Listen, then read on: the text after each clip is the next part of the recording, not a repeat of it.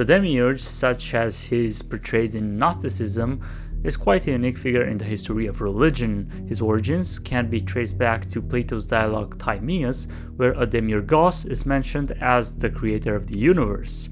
But the Gnostic mythos, while borrowing quite a number of metaphysical elements from Platonism to the extent that key thinkers such as Valentinus were accused of plagiarizing Plato, can differ in the connotation that it ascribes to the creator of the world. Thus, while in the Platonic system the demiurge is seen as being primarily a good craftsman who replicates what he sees in the world of forms, in the Gnostic lore he is ascribed to a lower position within the hierarchy of spiritual beings, and is usually associated with the forces of darkness, matter, and ignorance, having a psychic constitution instead of a pneumatic one. Yaldabaoth, Saklas, Samael, and Ariel are some of the names attributed to the Gnostic demiurge. This conception wouldn't have been much of a problem if it wasn't for the fact that it made a bold association between the demiurge and the God of the Old Testament. Such a tenet was and is of course rejected and condemned by mainstream Christianity, which claims the continuity between the God of the Old Testament and that of the New Testament.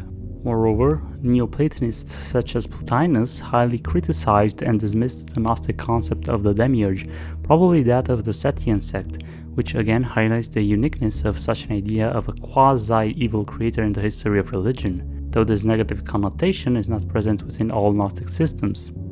But here, a question comes to mind naturally. On what basis do the Gnostics associate the demiurge with Yahweh? And is it legitimate to make such an association? First of all, we have to clarify that Gnosticism isn't a unitary system of belief, and that there are nuances to be considered when asking such questions. Some sects insisted more on such connection than others, and other sects believed that in the Old Testament there is a mixture of both the supreme God and the demiurge, coexisting under the same name and title. This leads to a highly confusing biblical exegesis, yet it's no more confusing than a normal exegesis, as there are multiple levels of analysis when reading the Bible, and there certainly are elements which suggest that the Gnostics had some legitimate intuitions and considerations on this issue. We then have to make another distinction. God can be conceived in many ways, but there are two of relevance here. He can either be a mythological figure, or he can be the first metaphysical principle, or even that which comes before the first principle and is completely transcendent. Both Christianity and Judaism tend to be imbued with a mythological aspect, which leads to a personal and dualistic view of God, despite often using the elements of the metaphysical approach in the understanding of God in their theologies.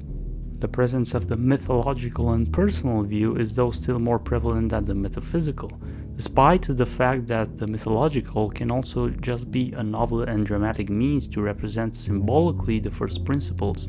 The opposite view, a metaphysical, impersonal, and monist view of God, can be found more in the Oriental ascetic traditions and philosophies of India. There, the personal aspect of which Ishvara is an example is secondary, as the yogi or mystic tries to reach union with Brahman, the first principle of being, by a complete identification with the divine.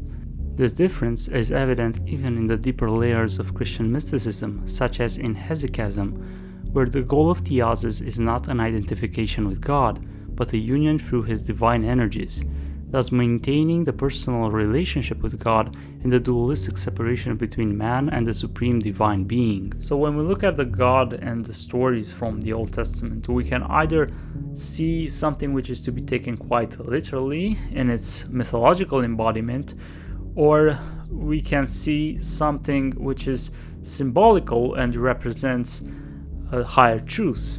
To find in it a mixture of both is probably more plausible, and the symbolic and the mundane can coincide, as reality itself can be viewed through the expression and emergence of certain archetypes and symbols within the mundane. And the God of the Old Testament can be viewed in both ways. Sometimes the literal mythological aspect is more prevalent, and some other times the symbolical and metaphysical is to be found emerging more and more from the narrative. When God reveals himself to Moses as the burning bush, he makes a statement which is to be considered quite important from a metaphysical perspective. "I am that I am." This phrase is to be extracted from the mythological narrative and to be interpreted as a metaphysical truth. God is being itself, or rather the eternal principle of being, which is to be understood as transcendent. Symbolically, we can find the expression of transcendence in the commandment, "Thou shalt not make unto thee any graven image." Although the commandment refers also to images of other gods, of heaven, and so on, there is also an implicit reference to the impossibility of representing something which is completely transcendent and ineffable, which makes sense from a theological and metaphysical point of view, because the highest principle, meaning God, cannot be represented with perishable tools. Due to this reason, Judaism prohibited any visual representations of God, and it's one of the few major religions which adopted this aniconic rule, followed by Islam and Protestant Christianity. Other religions, such as Buddhism, might have a similar attitude in rejecting idols, gods, and images, but in this specific case, Buddhism doesn't have any issue with portraying the devas or producing any sort of art that might represent its own mythology, with the exception of the representation of the Buddha in an earlier period. If we look at this commandment from the Gnostic perspective, though, we can give another interesting interpretation. First of all, God doesn't seem to want people to have images of, quote, anything that is in heaven above, or that is in the earth beneath, or that is in the water under the earth, end quote. Here we can find a similarity with Platonism, as Plato believed that art is an imitation that can corrupt and lead away from the eternal forms. But in another sense, images are a way of conveying knowledge and symbols which represent higher truths, so that if we make the bold assumption that the demiurge is speaking here and not the supreme God, it seems that he doesn't want humanity to acquire any knowledge about the world above and below. Second of all, in the Gnostic texts discovered in Nag Hammadi in 1945, we can find descriptions of Yaldabaoth as being a lion-like and serpent-like being, and of the Archons, the co-creators of Adam, as being like beasts. If we look at ancient religions such as those of Egypt and Mesopotamia, most of the gods weren't only anthropomorphic. Some of them were human and animal hybrids. So there is an interesting aesthetic parallel between the Gnostic and the ancient mythologies, except for Judaism, where no representation is allowed at all. We can find partial descriptions of visions of God in some of the books of the Old Testament, and in apocryphal books such as the Book of Enoch, yet there's no satisfying depiction which can give us a clear image of God. So we can ask the subsequent question: is God hiding his identity by prohibiting that any images of himself shall be made? This interpretation of the second commandment is possible only within the Gnostic framework, and while it cannot be found within the Gnostic literature, being only a speculation within the logic of their system, the same commandment is used by the Gnostics to emphasize the arrogance and the ignorance of Yaldabaoth, who declares himself to be the only god worthy of worship, stating that he is a jealous god. This is what is called the sin of Samael, as he didn't know that he is not the only god, he is not the supreme god, and he is not even in the pleroma. Yet, stepping outside of the Gnostic framework for a moment, we can say that there is no explicit denial of the existence of other gods, only the prohibition of worshipping them. This might indicate the possibility of a plurality of gods which is implicitly accepted in the Old Testament. Moreover, if we look at the term which describes God in Genesis, we do not find a word in its singular form but in its plural one, Elohim. Sometimes the verbs referring to Elohim are also plural, sometimes they are not. What is the explanation for this? From a philological perspective, the biblical Hebrew language, as many other languages, has the so-called pluralis majestatis, or royal plural, which is the use of the plural in place of the singular when one wants to emphasize greatness and authority as an attribute of the singular subject or person referred to.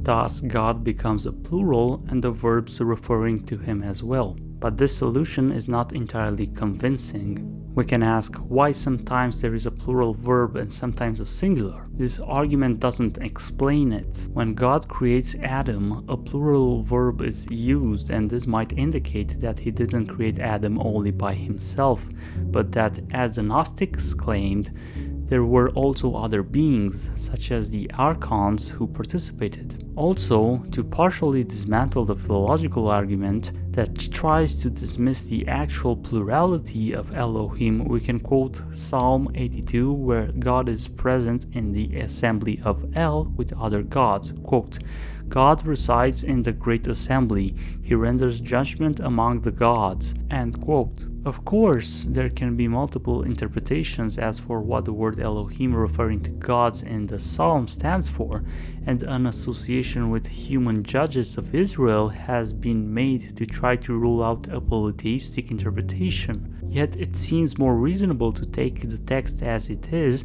and accept that it is referring to actual gods, maybe as an attempt to emphasize the great authority of the Judaic God compared to others. It wouldn't be odd for a religion from that period such as Judaism to accept the existence of other deities, while recognizing the prevalence of just one, Yahweh, the one God who liberated them from the slavery in Egypt, and who demanded from them an exclusive worship, being jealous of the other gods. Moreover, he behaves like a being among other beings, intervening in human affairs with severe punishments, possessing exaggerated human emotions, revealing himself to Moses and the Israelites in a dark cloud or in a terrible and frightening fiery embodiment, but never showing himself completely, demanding animal sacrifices and gratifying himself with the odors of the burnt animal fat, much as gods from pagan religions would do. Although he could be differentiated from pagan gods on a set number of criteria, this is also true when we compare the Judaic God conception with the Christian God conception in the New Testament, which was the contention of the Gnostics, the Marcionites, and the Cathars.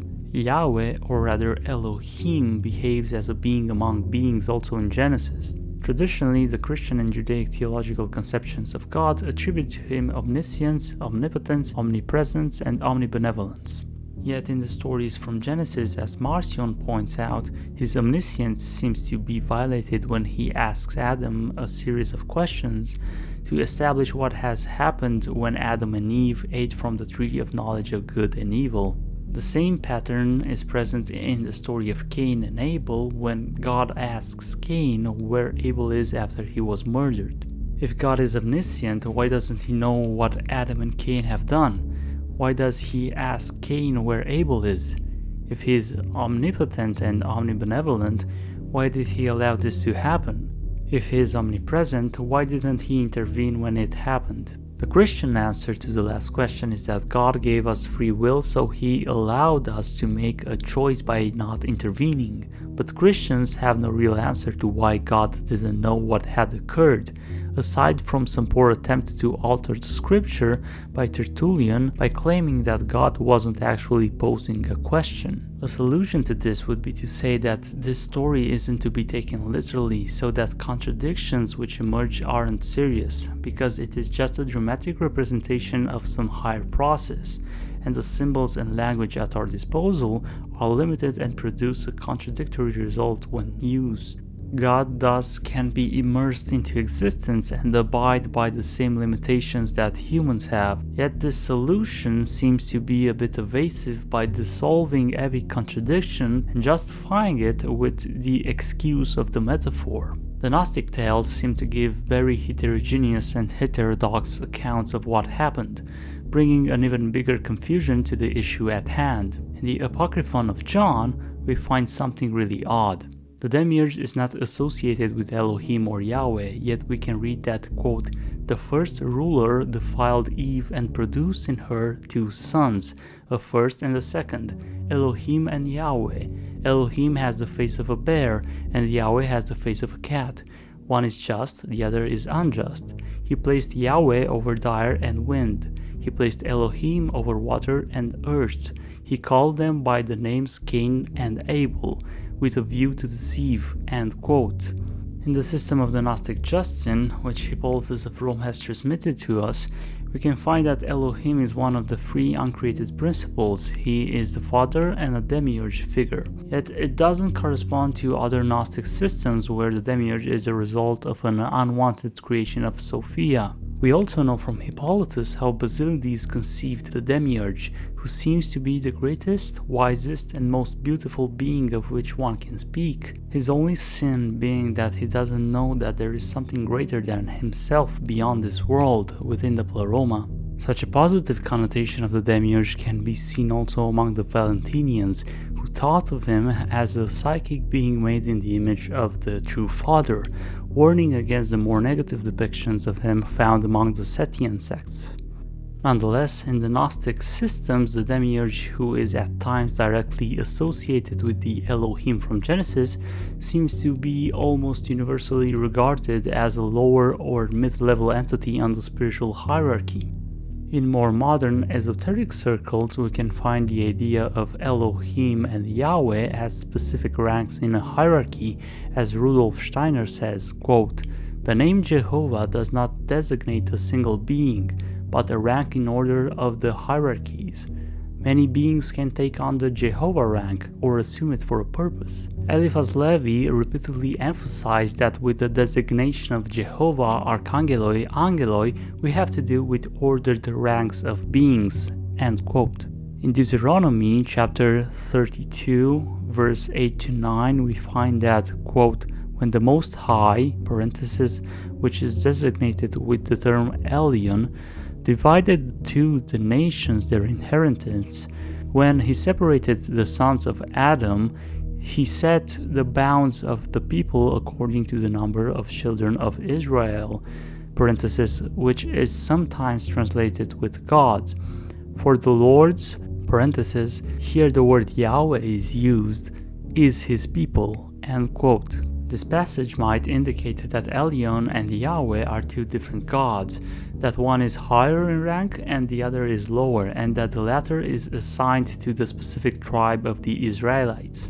This view is corroborated by the way in which Yahweh behaves throughout the books in the Old Testament as an ethnocentric or local god, which is in contrast with the universal God who makes its appearance in Christianity.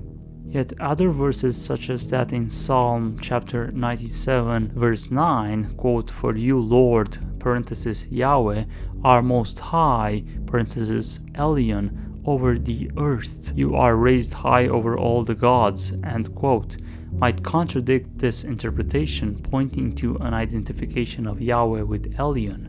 But this can also indicate how the two eventually merged together and got confused. At the same time, polytheistic theme reemerges when Yahweh is designated as high over all the gods, which might point out that indeed we are talking about more than one god within a hierarchy. Still, while there is quite a lot of material to support the thesis that the God of the Old Testament is in fact the demiurge, the interpretation can go both ways. Nonetheless, when considering the symbolism within the Old Testament, we can easily say that we are dealing with the metaphysical concepts of both the unmanifested impersonal God and the manifested personal God, which comes close to what some of the Gnostics claimed. The real Father, the Supreme God, is called among others Proarche in the Valentinian system, which means that he is a pre-principle, transcendence itself, which is unmanifested and cannot be called an entity, because it can't be limited to anything while being the basis for existence itself, while what emanates from him enters in the realm of being and becoming, with the demiurge being a reflection of the higher God, one that can act in the world as an entity and interact with entities as an entity, as Elohim or Yahweh often does in the Old Testament.